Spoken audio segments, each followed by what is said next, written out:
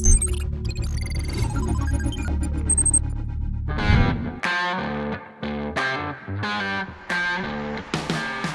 compact sedan segment in India is packed to the brim with cars like the Maruti Suzuki Ciaz, the Volkswagen Vento, the Skoda Rapid, and of course, the popularity contest winners like the Honda City. Last year, Hyundai updated the Verna, giving it a whole bunch of new tech, and it quickly regained its benchmark status. And now, a new car will challenge the Verna for its crown: the Toyota Yaris.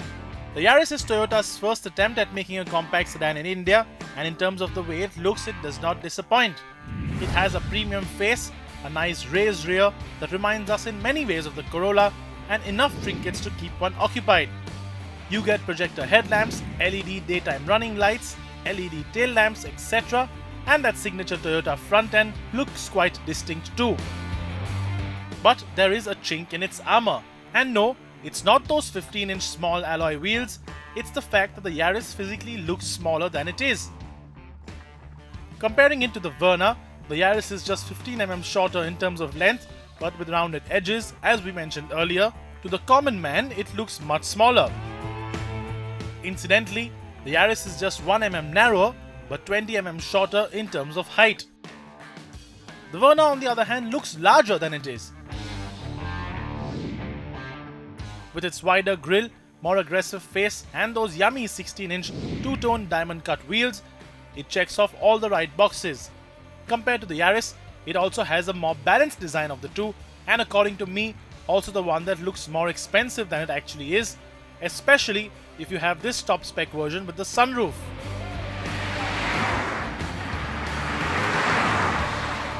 Though in the minds of most the diesel is a more popular engine, the compact sedan category is one of those rare few that swings more to the petrol side.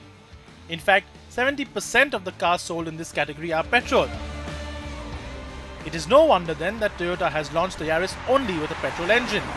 But when it comes to petrol engines in this segment, the Verna is apex predator. The 1.6-litre engine under the hood makes 121 bhp of peak power, making it the most powerful engine in the category, and it pulls well.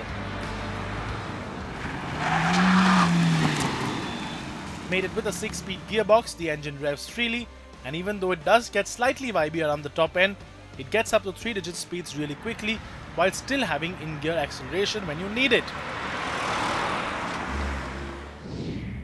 Now compared to the Verna, the Yaris has a slightly smaller 1.5-litre engine. It is still a 4-cylinder though, and expectedly it is lower on horsepower as compared to the Verna, lower on torque, and also lower in terms of fuel economy. But while the Verna feels great to drive on the road because it is more powerful on paper, the Yaris feels great to drive on the road because it is a very free revving engine. Red line is all the way to 6,500 RPM, but that isn't really the point of this car. You aren't going to drive this car like it's on a racetrack all the time. You aren't going to rev the pants off it. This car is meant to be driven sedately, comfortably, almost like a gentleman. And in terms of that, it is actually nicer to drive than the Verna because this engine is smoother. NVH levels are considerably lower than the Verna, and that's what these are all about. Comfort, comfort, and more comfort.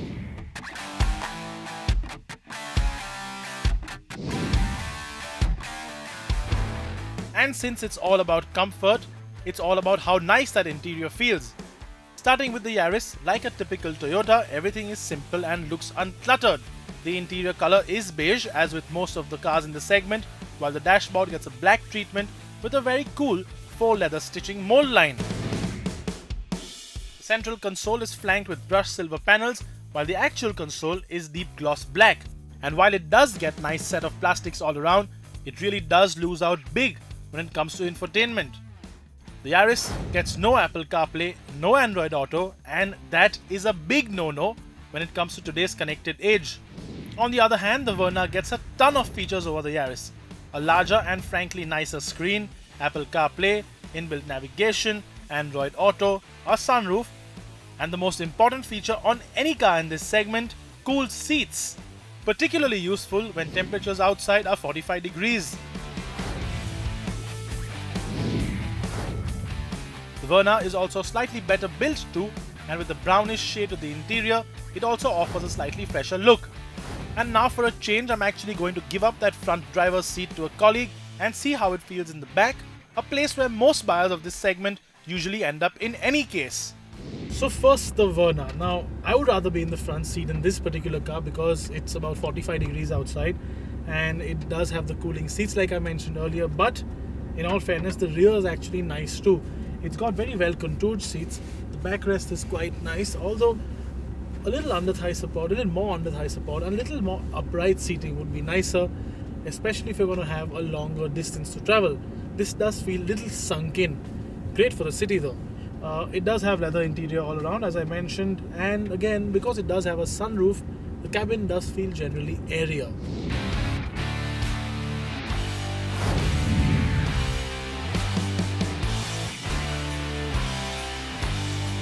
Now, as compared to the Verna, the Yaris is actually 15 mm shorter overall, but wheelbase wise, it's actually 50 mm shorter, and that translates to less leg space in the rear, and it is a little more cramped.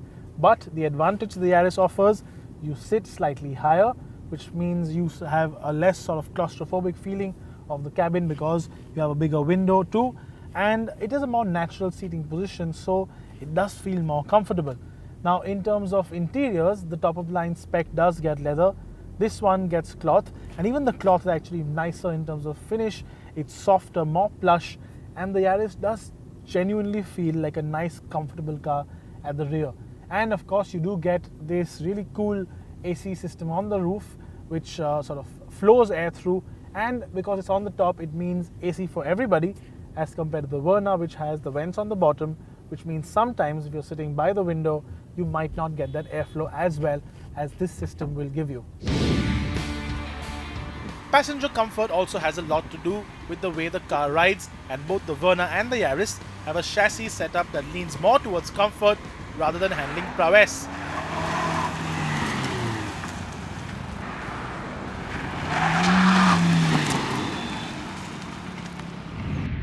Both have a considerable amount of body roll and both feel a little uncomfortable while being handled by the scruff of their neck. However, in a battle of equals, the Yaris does have that typically Japanese sense of confidence hidden underneath that soft chassis. While most cars in the segment offer airbags on all variants, the Hyundai Verna offers 2 as standard and 6 on the top spec variants. The Yaris though is the new benchmark when it comes to safety in this segment. Not only do you get 7 airbags across all variants, you also get disc brakes on all 4 wheels too. And the difference is very obvious. The Yaris does showcase a level of maturity under hard braking, the likes of cars many segments above do. But is it enough to put the Yaris on top of the food chain in this segment? Not really.